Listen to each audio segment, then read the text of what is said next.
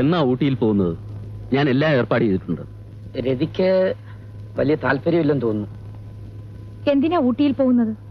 മധുവിധുവിന്. മധു ഫ്രിഡ്ജിലും വിധു മാനത്തും ഉണ്ട്. എന്താ പോകുന്നില്ലേ? എന്താ ഊട്ടിയിലുള്ള മധുവിധുവിന് കരുത്തുണ്ടാവുമോ?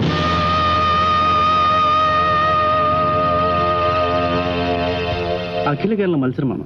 ഈ മത്സരത്തിൽ മിസസ് രതിദേവി ജയിക്കണം, ഒന്നാമതായിട്ട്. അല്ല, അതിനുവേണ്ട ഏർപ്പാടുകളൊക്കെ ഞാൻ ചെയ്തിട്ടുണ്ട്.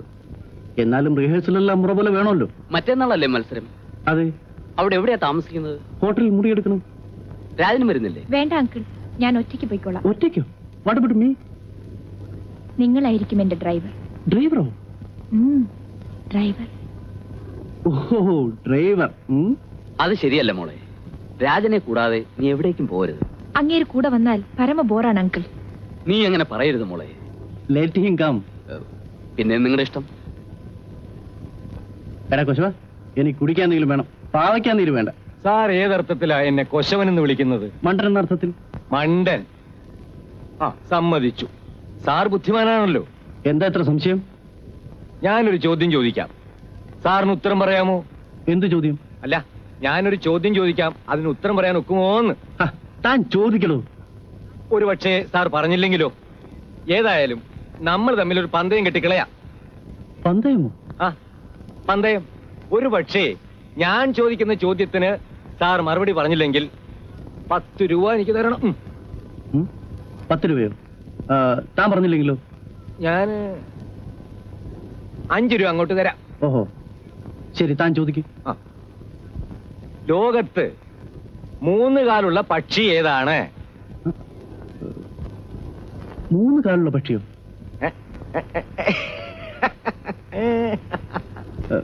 എനിക്കറിഞ്ഞൂടാ. 10 രൂപ തരണം.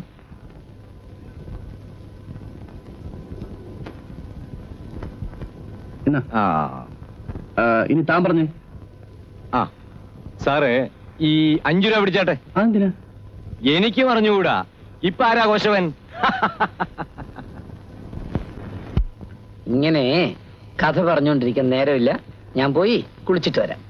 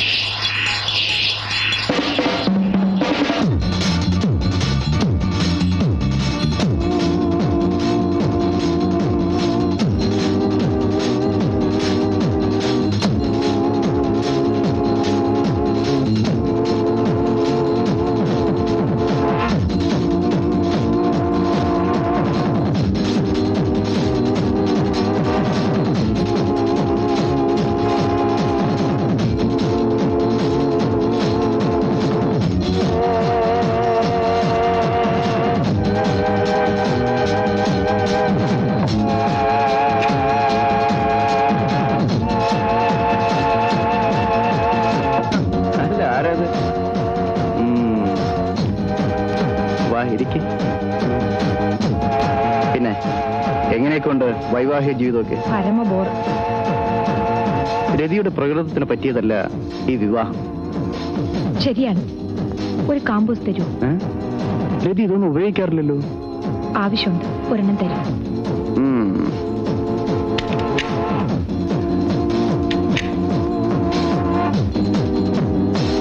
കഥ കടയ്ക്കണ്ട.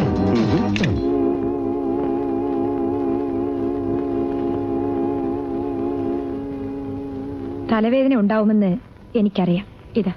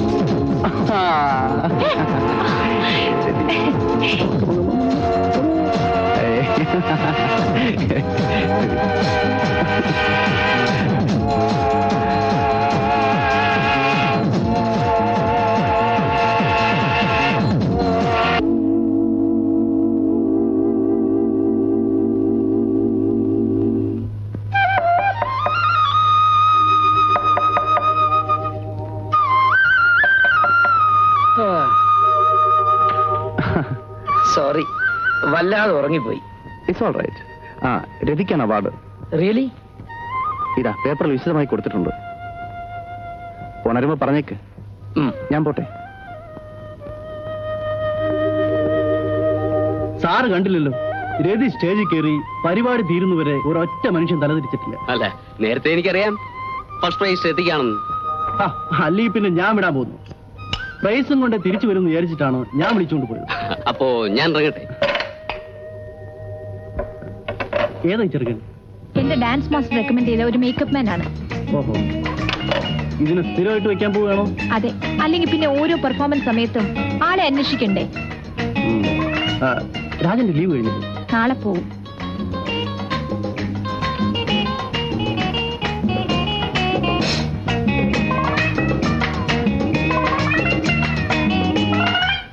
രതി എന്റെ കൂടെ വന്നാൽ മതി.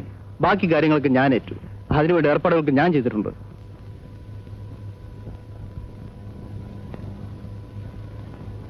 ഞാൻ വരട്ടെ. എത്തിയാൽ ഉടനെ കത്തയക്കണം. ശരി. കാറിങ് നേരത്തെ അയക്കണം. ഞങ്ങൾക്ക് റിഹേഴ്സലിന് പോണം. രതി, ഞാനൊന്നും പറയുന്നില്ല.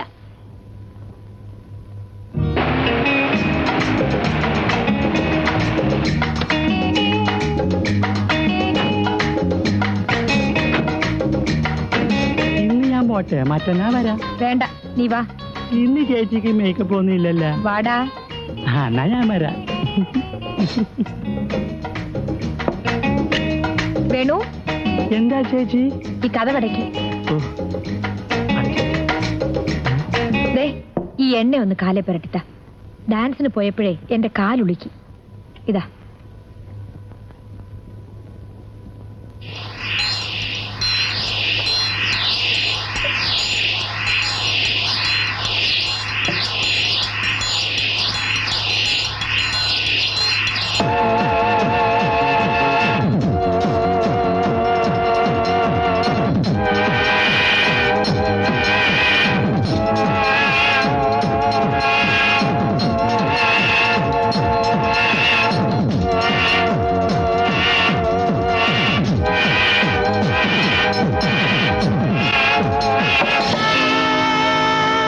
അർത്ഥം എണ്ണ തടവി തരാൻ ഇവിടെ ജോലിക്കാരികളില്ലേ? അങ്കിൾ ഇങ്ങോട്ട് വരാൻ പാടില്ലായിരുന്നു. ശരി, നീ ഇന്നൊരു ഭാര്യയാണ്. നല്ലൊരു ജീവിതം തകർക്കരുത്. അങ്കിൾ, അല്ലെങ്കിൽ എനിക്ക് ഭ്രാന്ത് പിടിക്കും. I can't help it, uncle. Can't help it.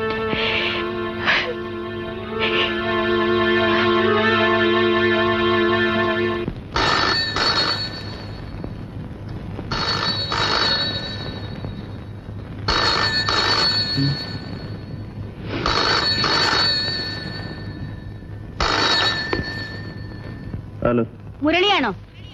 അതെ. രതി എവിടെ? വിളിക്കൂ. ആ, വിളിക്കാം. ഏയ് രതി, രതി. അമ്മ. ഹലോ. ആര്? രതിയാണോ? അതെ. രതി, രാജൻ വന്നിട്ടുണ്ട്. നീ ഇന്ന് തന്നെ പുറത്തു വരണം. രാജൻ അറിയാതെയാണ് ഞാൻ ഫോൺ ചെയ്യുന്നത്. രാജൻ വീട്ടിൽ വന്നിട്ടുണ്ട്. പുറപ്പെട്ടു. ഞങ്ങൾ ഇന്ന് തന്നെ പുറപ്പെടാം. ശരി.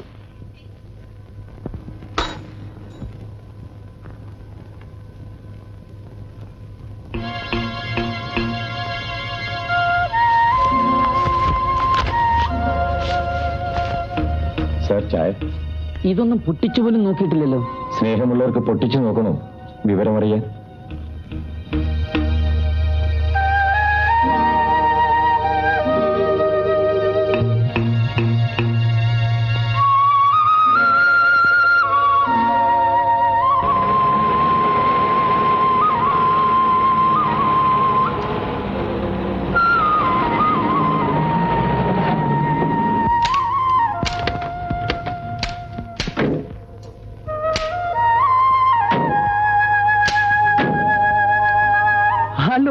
തന്നെ.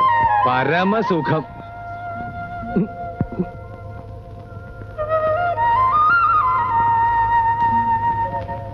ഒരു കത്തിന് പോലും മറുപടി കണ്ടില്ല. മറുപടി അയച്ചില്ല. ഒരെഴുത്തെങ്കിലും വായിച്ചു നോക്കാമായിരുന്നു. ഞാൻ തിരക്കിലായിരുന്നു.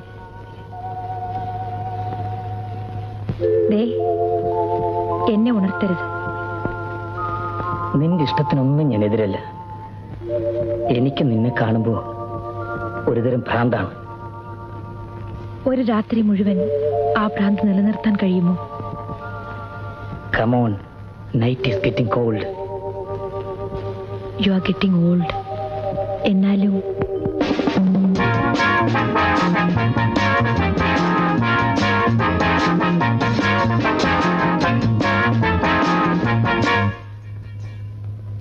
രതി, എനിക്ക് നിന്നോടൊരു കാര്യം പറയാനുണ്ട്. മുരളിയുടെ ഈ വരവും പോക്കും ശ്രീമാൻ രാജശേഖരൻ നായർക്ക് പിടിച്ചില്ലായിരിക്കും. അതെ, പിടിച്ചില്ലെങ്കിലേ എനിക്കൊരു ചുക്കുമില്ല. എനിക്കുണ്ട്. മുരളി മേലാൽ ഇവിടെ വരരുതെന്ന് ഞാൻ പറഞ്ഞാലോ? എനിക്കൊരാളെ കാണണമെന്നുണ്ടെങ്കിൽ ഇവിടെ വെച്ച് തന്നെ കാണണമെന്ന് നിർബന്ധമില്ല. ഇവിടെ വെച്ച് കാണുന്നത് അമ്മയ്ക്ക് അസൗകര്യമാണെങ്കിൽ പുറത്തെവിടെയെങ്കിലും പോയി കണ്ടോളാം.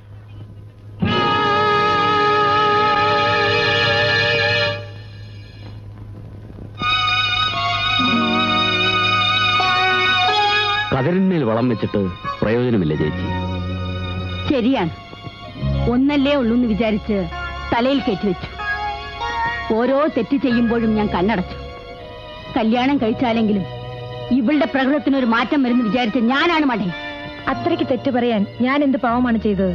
രതി, തെറ്റ് ചെയ്യാത്തവരാരുമില്ല. പക്ഷേ തെറ്റ് ചെയ്യുന്നൊരാൾ തുനിഞ്ഞാൽ അതൊരു തരം രോഗമാണ്. രോഗികളെ ചികിത്സിച്ചാൽ ഭേദമാകും.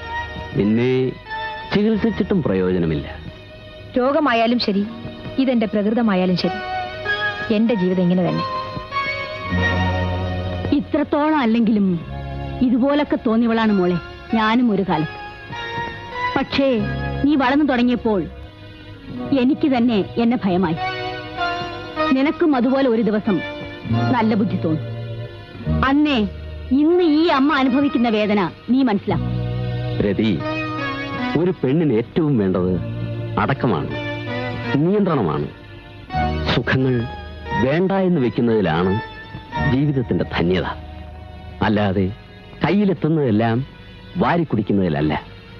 നീ ഇന്നൊരു കളിക്കുട്ടിയല്ല, ഒരു സ്ത്രീയാണ്, ഒരു ഭാര്യയാണ്. ഭാര്യ ആയാലും ആരായാലും ഞാൻ എന്നും ഒരു സ്ത്രീ മാത്രമായിരിക്കും. സാധിക്കില്ല. നീ തിരുത്തേണ്ട കാലം എന്നോ കഴിഞ്ഞു. ഇനിയും വൈകിയാൽ നീ ആപത്തുകളിലേക്കായിരിക്കും ചെന്ന് പെടുക. നില ഉണ്ടെന്ന് കരുതി വെളുക്കോളം മോഷ്ടിക്കരുത്. ഒരു നിലവും വേണ്ടെന്ന് വെക്കാൻ എനിക്കറിയാം. രവി ഒരു രോഗിയാണെന്നാണ് എന്റെ ബലമായ സംശയം. അല്ലാതെ ഇത്രയും തെറ്റുകൾ ആരും മനഃപൂർവ്വം ചെയ്യുകയില്ല. കഴിഞ്ഞ ജന്മത്തിലെ ശത്രുക്കൾ പകവീട്ടാൻ സന്താനങ്ങളായി വന്ന് പിറക്കുന്നു ആരോ പറഞ്ഞിട്ട്. എത്ര ശരിയാണ്. എന്റെ ദുർവിധി ഇവളുടെ രൂപത്തിലാണ് ഒന്ന് ജനിച്ചത്. ഇവൾക്കൊരു പശ്ചാത്താപം പോലും ഇല്ലല്ലോ. ശരിക്കിവൾ ഒരു നിംഫോമാനിയെ കാണും.